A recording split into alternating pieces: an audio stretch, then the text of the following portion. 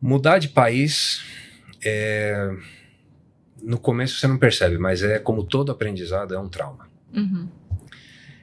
Eu não lembro disso, mas meus pais, quando vieram da Argentina para cá, para eles mudaram para cá e vieram para trabalhar, era um trauma. Eu tive o trauma de infância de ter saído, eu vivia com a minha avó, etc e tal, ter vindo para cá, mas eu não lembro muito bem disso. Quando eu fui morar fora, meu pai conversou muito comigo, minha mãe conversou muito comigo, porque eles viveram isso, então eles passaram. E o que eles mais falaram é: não vá com saudades, não tente, não ache que você vai chegar lá e não tente comparar com o que você tinha aqui, porque isso não vai dar certo. Não chegue lá e fique com os brasileiros. Primeira coisa, chega lá, faça amigos americanos. Se você ficar lá com os brasileiros, você não vai vivenciar a cultura americana.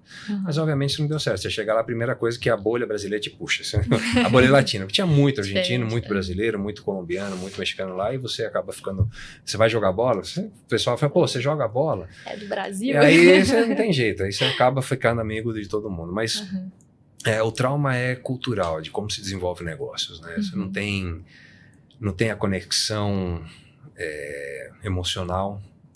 O americano, ele tá lá para fazer o trabalho dele das 8 às 5, às 5 cai a caneta, ele vai embora. É impressionante. Eles não têm uma conexão de amor com a empresa. Eles falam: é só meu job description, eu tô aqui para fazer isso. Então eu lembro até hoje, o primeiro dia que eu cheguei lá, eu fui trabalhar, eu cheguei no fim de semana, me instalei, fui na segunda-feira, welcome, não sei o que, entra e tal. Na verdade, eu passei uma semana só fazendo integração. Um monte de curso, um monte de palestra, tem que entender como funciona a vida dentro da Microsoft, e quando eu fui realmente trabalhar, cheguei para trabalhar, eu lembro que era umas 8 da noite, eu estava indo embora, porque eu tinha uma sala, eu estava indo embora, falei: beleza. Quando eu saí da sala, olhei pro corredor, para um lado, pro outro, tudo apagado. Falei: caramba, eu cheguei no estacionamento e só tinha meu carro. Falei: estranho, né? Porque no Brasil você trabalhava normal, até as 9h30, 10 da noite era normal você trabalhar. Uma representação comercial, imagina, você não vai embora sem deixar de atender cliente. Aí eu fui embora. No dia seguinte, tinha trabalho pra caramba, um monte de coisa pra colocar em dia, era 7h30, eu lembro até 7h30, eu lembro, falei: vou estar até a sala do meu chefe. De novo, saí da sala, ninguém. No terceiro dia, veio meu chefe, mais ou menos um pouco antes do almoço, que era um brasileiro também, sentou na minha sala e falou assim: Diegão, esqueci de te contar uma coisa. Ele assim: olha o e-mail. Ele tinha imprimido o e-mail. Chegou um e-mail do RH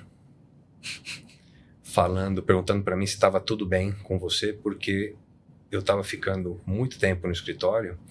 Isso quer dizer que eu podia estar ou tirando o emprego de alguém, uma coisa interessante, ou com problemas em casa e eu não queria voltar para casa. Caramba. Obviamente a gente deu risada um com o outro. Ele falou assim: cara, eu sei que tinha muita coisa para fazer, etc, eu trabalhar, mas aqui culturalmente não é legal você ficar até mais tarde, porque o pessoal vai achar que você tá querendo mostrar trabalho mais do que eles, vai pegar mal, o pessoal aqui vai embora assim. Falei: cara, mas a gente tem que atender os fusos horários, etc e tal. Falei: continua trabalhando, vai de casa, dá um jeito, mas não era um negócio culturalmente aceito isso. Eu falei: porra, beleza, né? Eu achei que eu estava na Microsoft, eu cheguei no Banco do Brasil, começou o sindicalismo ali. Então essa é uma das grandes diferenças culturais que teve. Lado bom, como todo brasileiro, a gente aprendeu a crescer e trabalhar com pouquíssimo recurso. Então o recurso que eu tinha, eu fazia o máximo daquilo. As pessoas falavam: não é possível que você conseguiu fazer essas coisas. Eu falei: cara, gerenciar uma região, gerenciar diferentes culturas, eu cuidei durante um bom tempo da América Latina inteira, então gerenciar a região, gerenciar diferentes culturas é uma coisa que quem vem daqui chega lá, tira de letra, e o pessoal olha para aquilo com muito valor, porque é uma coisa que eles não conseguem fazer. Relacionamento é uma coisa que eles não conseguem.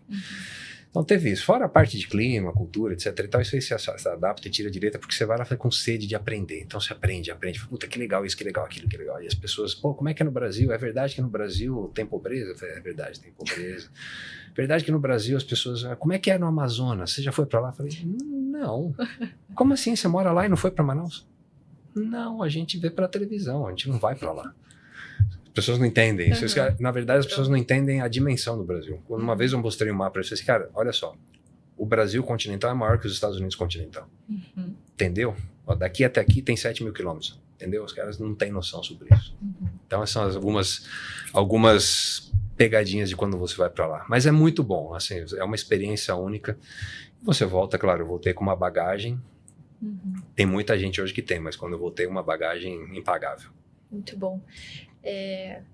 Separei uma aqui, que uma vez a gente estava numa conversa e você comentou uma história sobre a vez que você passou por um médico brasileiro e ele te indicou uma luz específica pra usar. E isso me marcou muito, assim, porque foi algo que eu pensei, falei, nossa, eu jamais pensaria nisso na minha vida. Então, aliás, conta melhor um pouco essa história pra quem tá em casa. Acho que essa é uma dica válida, assim, de uma coisa completamente aleatória que talvez a gente não pensaria. E se tem mais alguma outra coisa nada óbvio que pode servir para qualquer tipo de profissão de alguém que tá indo pra fora, assim. Acho que essa é uma delas. Brasileiro deve sentir bem essa diferença. Mas, enfim, se tiver algo nada óbvio que você acha que é legal compartilhar pra trazer aqui também. Essa do médico é muito legal. A gente achou, depois de um tempo, um médico brasileiro lá. Ele era brasileiro, já estava lá há muitos anos. Ele fez algumas especializações dele lá, mas dá um conforto de você ir num médico. Ele era um médico, na verdade, ele era um geriatra. Mas ele virou nosso médico generalista lá, médico clínico, a gente ia lá para tudo. Então, quando eu cheguei lá, os médicos, os brasileiros falaram assim, cara, vai nesse médico.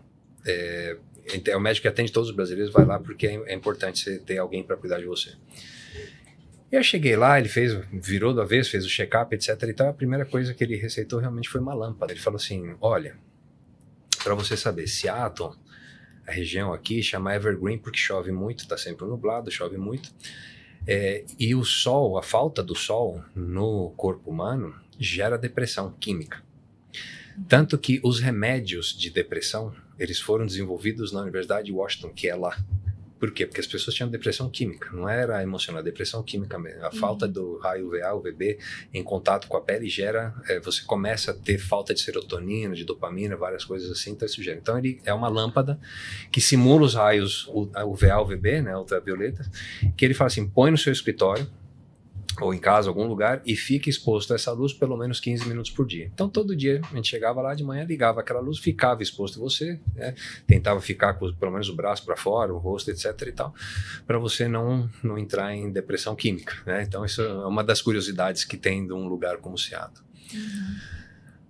A outra dica é uma coisa interessante, saiba fazer negócios. O americano médio, o americano em geral, ele não sabe fazer negócio. O americano tem um aspecto cultural, tem uma parte cultural que é muito boa, a parte de negócios, de direcionamento de negócio que eles têm, o drive, mas eles tem um lado que eu tô falando do americano médio, tá? Não tô falando de alto nível gerencial, americano médio.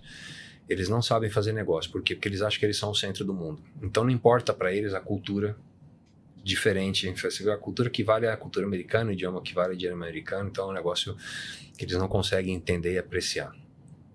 Eu estava lá uma vez, já estava há alguns anos em Seattle, e a gente recebia muito visitas de outras subsidiárias para a gente, né? E veio uma vez o general manager do Japão, com a equipe vieram do Japão para lá, e o pessoal recebeu ele como se fosse mais um cara que veio aí e tal, e era uma das maiores subsidiárias que tinha no mundo.